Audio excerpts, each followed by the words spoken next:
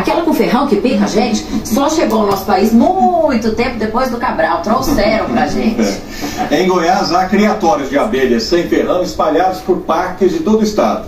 Mas elas podem ser criadas até no quintal de casa ou na varanda do apartamento.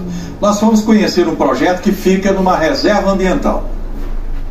O projeto é ainda tão pequeno que cabe debaixo de uma árvore no Parque Ecológico em Santo Antônio de Goiás. A ideia é mostrar para as pessoas as abelhas sem ferrão, que elas possam vivenciar na prática, através dessa interação homem-natureza, essas abelhas, as abelhas nativas sem ferrão, né? E através desse processo, elas possam conhecer mais ainda as abelhas e assim a gente vai estar ajudando na preservação das abelhas, porque elas estão em decadência, né? Estão em declínio.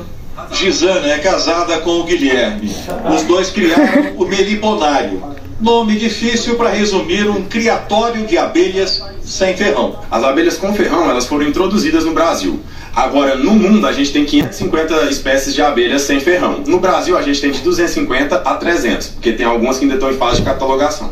Manda-saia, tiúba, marmelada, mocinha preta... São algumas dessas 300 abelhas brasileiras sem ferrão. Que são dóceis, todas as abelhas que a gente trouxe para cá foi pensada estrategicamente justamente para mostrar para as pessoas sem ferroá-las. As abelhas nacionais não picam ninguém, nem fazem aquela zoeira típica.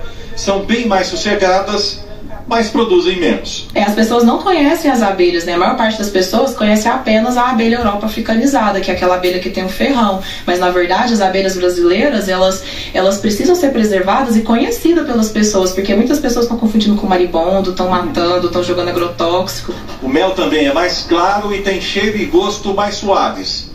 Pode-se dizer que é mais requintado. Vamos experimentar o mel da abelha sem ferrão. No caso aqui de uma manda-saia. Ele não tem aquela consistência forte do mel de abelha com ferrão, né? Isso. Que chega a ser enjoativo, né? Isso. Ele é mais suave, mais gostoso. Dá para criar a abelha sem ferrão em casa, até porque são menos agressivas. Mas a gente tem que sempre estar preocupado com o bem-estar delas. Então a gente tem que estar olhando, se em volta de onde a gente está criando, tem uma vegetação que suporta a criação delas. Porque todos os recursos da colmeia são retirados das árvores. O casal que luta pelo reconhecimento da abelha sem ferrão nem era do ramo. Ele é professor e ela analista de sistemas. Foi por causa do jardim que a gente tinha em casa, de plantas que eram chás medicinais, né? O manjericão lá em casa, ele começou a ficar muito bonito, né? Muito folhoso. E quando veio as floradas dele, a gente começou a ver aquele tanto de inseto e começou a se interessar pelos insetos. E aí, numa visita, assim, esporádica num local, no meliponário, que tem lá no UFG, a gente se deparou e falou, poxa, o que é isso daqui, essas casinhas, né? Demos um Google, vamos dizer assim, entendemos o que era um meliponário. E aí começou a... As abelhas estão na Terra há milhões de anos. Resistiram até quando os dinossauros desapareceram. Uma colmeia é uma escola de organização e sobrevivência. Que tal aprender com elas? Sem o perigo do ferrão. A menor abelha do mundo, que chama lambiolhos, é tão pequenininha que parece um mosquitinho. Todo mundo acha que é mosquitinho, mas é abelha. E é a menor do mundo. É a maior abelha brasileira, que parece um besouro e a gente acha que é besouro, mas é abelha. Esse meliponário fica no Parque Cultural Florata, em Santo Antônio de Goiás. Quem quiser visitar, a entrada é gratuita, de segunda a domingo, às 8 da manhã, das 8 da manhã às 6 da tarde.